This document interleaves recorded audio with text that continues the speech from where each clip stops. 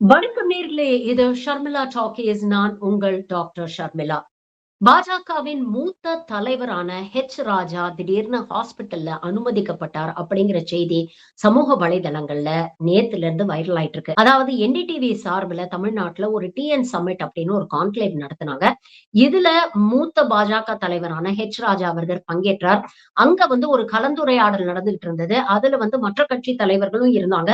அதுல இவர் பார்ட்டிசிபேட் பண்ணி பேசினாரு. ரொம்ப ஆவேசமா பேசிட்டு இருந்தாரு. அந்த வீடியோவ பார்க்கும் பொழுதே ஏன் இவ்வளவு அக்ரெசிவா இருக்காரு? ஏன் இவ்வளவு டென்ஷன் ஆறாரு?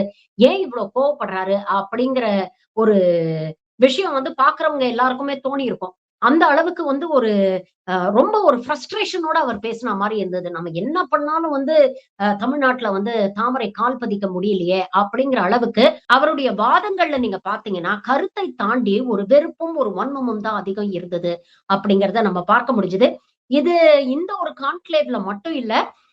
அதற்கு முன்னால கூட நீங்க பார்த்தீங்கன்னா, இந்த திருப்பரங்குன்றம் இஷ்யூ டைம்ல ஒரு வீடியோ ரொம்ப வைரல் ஆச்சு. அதாவது எங்களெல்லாம் தடுத்து நிறுத்தவங்க நீங்கல்லாம் நாசமா போயிடுங்க. உங்க குடும்பம்லாம் நாசமா போயிடும். நீங்கல்லாம் உருப்படவே மாட்டீங்க. அப்படிங்கிற அளவுக்கு வெளிப்படையாக அவர் சாபம் விடக்கூடிய வீடியோஸ் எல்லாம் வைரல் ஆச்சு. அப்ப கூட நெறைய விமர்சனங்கள் வந்தது. இவர் ஏன் இப்படி பேசுறாரு அப்படின்னு. ஆனா இன்னைக்கு வருத்தத்தோட ஒரு விஷயத்த நான் பதிவு பண்றேன். அந்த தலைவர் ஒரு கான்க்ளேவ்ல பேசும்பொழுது ஒரு விவாதம் நடந்துட்டு இருக்கும்போதே இடையில அவர் மயக்கம் போட்டு விழறாரு. வயதான மனிதர். அவருக்கு சுகர் ஏதாவது இருக்குமா என்னன்னு நமக்கு தெரியல. ஒருவேளை லோ சுகர்னால மயங்கி விழுந்துட்டாரோன்னு அங்கேயே அவருக்கு சுகர்லாம் குடுத்து அவர ரிவைவ் பண்ண ட்ரை பண்றாங்க. அது முடியல அப்படின்னோன உடனே அவர ஆஸ்பத்திரிக்கு கூட்டிட்டு போறாங்க.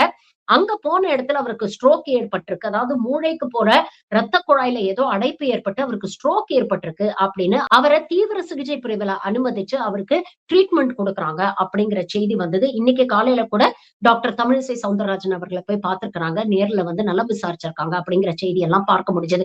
எனக்கு என்ன கொஞ்சம் வருத்தமாக இருந்ததுன்னா, ராஜா அவர்கள் இந்த மாதிரி வெறுப்பையும், வன்மத்தோட பேசும்பொழுது, இத நாம தீவிரமா கண்டிச்சிருக்கிறோம். நெறைய கடுமையான விமர்சனங்கள கருத்தியல் ரீதியாக நம்ம ராஜா அவர்கள் மீது வச்சிருக்கிறோம். ஆனா என்னைக்குமே அவருடைய வயசுக்கும், அவருடைய சீனியாரிட்டிக்கும் மதிப்பு குடுத்து தான் அவர் மீது நாம விமர்சனங்கள வச்சிருக்கிறோம். ஆனா அந்த வயசுக்கும், அந்த மரியாதைக்கும் ஏத்த மாரி அவர் நடந்துக்கிட்டாரா அப்படிங்கிறது வேற விவாதம். அது இப்போ நடக்க வேண்டிய ஒரு விவாதம் இல்ல. பல நேரங்கள்ல அவருடைய இந்த வெறுப்பையும், வன்மத்தையும் நாம கண்டிச்சிருக்கிறோம். ஆனா இன்னைக்கு எனக்கு என்ன ரொம்ப வருத்தமாக இருந்தது அப்படின்னு பார்த்தீங்கன்னா, இந்த செய்திக்கு கீழ வந்த கமெண்ட்ஸ். இதுல பல திராவிட ஆதரவாளர்கள் போட்ட கமெண்ட்ஸ் தான் உண்மையிலேயே எனக்கு ரொம்ப வருத்தமாக இருந்தது. ஆ இதுதான் ஒரு ஆப்பர்ச்சுனிட்டி. ஒருத்தர் உடம்பு சரியில்லாம இருக்கிறார் அப்படிங்கும் பொழுது, அவரோட நமக்கு கருத்தியல் ரீதியா எவ்ளோ வேணா முரண்பாடுகள் இருக்கலாம். எவ்ளோ வேணா விமர்சனங்கள் இருக்கலாம். ஆனா, ஒருத்தர் உடம்பு சரியில்ல அப்படிங்கிற ஒரு செய்தி வரும்பொழுது, அந்த செய்தி அவருடைய குடும்பத்தை எப்படி பாதிச்சிருக்கும்? அவங்க குடும்பத்துல இருக்கிறவங்க எந்த அளவுக்கு கவலையோட, வேதனையோட இருப்பாங்க அப்படிங்கிறதெல்லாம் கொஞ்சம் நம்ம யோசிச்சு பார்க்கணும் இல்லையா? அந்த அடிப்படை மனிதாபிமானம் கூட காணாம போயிடுச்சோ! அப்படிங்கிற ஒரு வருத்தம் இன்னைக்கு உண்மையிலேயே எனக்கு ஏற்பட்டது. அத பதிவு பண்ணணும் அப்படிங்கிறதுக்காக தான் இந்த காணொளி. நெறைய கமெண்ட்ஸுங்க. எனக்கு அத வெளிப்படையா சொல்லணும்னு கூட மனசுக்கு தோண மாட்டேங்குது. ஏன்னா, நம்ம வீட்ல ஒருத்தர் உடம்பு சரியில்லாம இருக்கிறாங்க அப்படின்னா, அவங்க ஹாஸ்பிட்டல்ல அட்மிட் பண்ணியிருக்கிறாங்க அப்படிங்கிற ஒரு செய்தி வரும்பொழுது, இப்படிப்பட்ட கமெண்ட்ஸ் வந்ததுன்னா, அது எவ்ளோ டிமாரலைசிங்கா இருக்கும். அவருடைய குடும்பத்தை சார்ந்தவர்கள், அவருடைய கட்சியை சார்ந்தவர்களுக்கு எந்த அளவுக்கு சங்கடத்த குடுக்கும் அப்படிங்கிறத என்னால புரிஞ்சுக்க முடியுது. ஏன்னா, ஒரு சோசியல் மீடியால என்னுடைய பர்த்டேக்கோ, இல்ல என்னுடைய வெட்டிங் டேக்கோ நான் ஒரு பதிவு போட்டேன் அப்படின்னா கூட, அதற்கு கீழ இதே சங்கி கூட்டம் எந்த அளவுக்கு வெறுப்பையும், வன்மத்தையும், வக்கரத்தையும் வாந்தி எடுத்திருக்கிறாங்க அப்படிங்கிறத நான் பார்த்திருக்கேன். இனிஷியல் டேஸ்ல அது என்ன கொஞ்சம் பாதிக்க தான் செஞ்சது. ஆனா, இவங்க இப்படித்தான் அப்படின்னு அத கடந்து வர நான் பழகிட்டேன். ஆனா, சமூக நீதி, இன்க்ளூசிவிட்டி, நாகரிகமான அரசியல், கருத்தியல் அரசியல் அப்படின்னு பேசக்கூடிய திராவிட சிந்தனை கொண்டவர்கள், திராவிட ஆதரவாளர்கள் இப்படிப்பட்ட வெறுப்பையும், வன்மத்தையும் உமிழ்றத பார்க்கும் பொழுது, உண்மையிலேயே மனசுக்கு ரொம்ப சங்கடமா இருக்கு. அப்புறம் நம்மளுக்கும், சங்கிகளுக்கும் என்ன வித்தியாசம்? அப்படிங்கிற ஒரு கேள்விய உங்க முன்னால எழுப்பணும் அப்படின்னு எனக்கு தோணுது.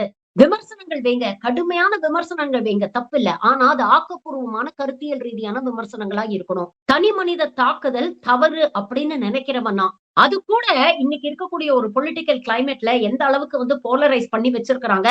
சில நேரங்கள்ல சில பேர் உணர்ச்சி வசப்பட்டு அத அவாய்ட் பண்ணாம சில பதிவுகள போட்டுர்றாங்க அப்படிங்கிறதையும் என்னால புரிஞ்சுக்க முடியுது.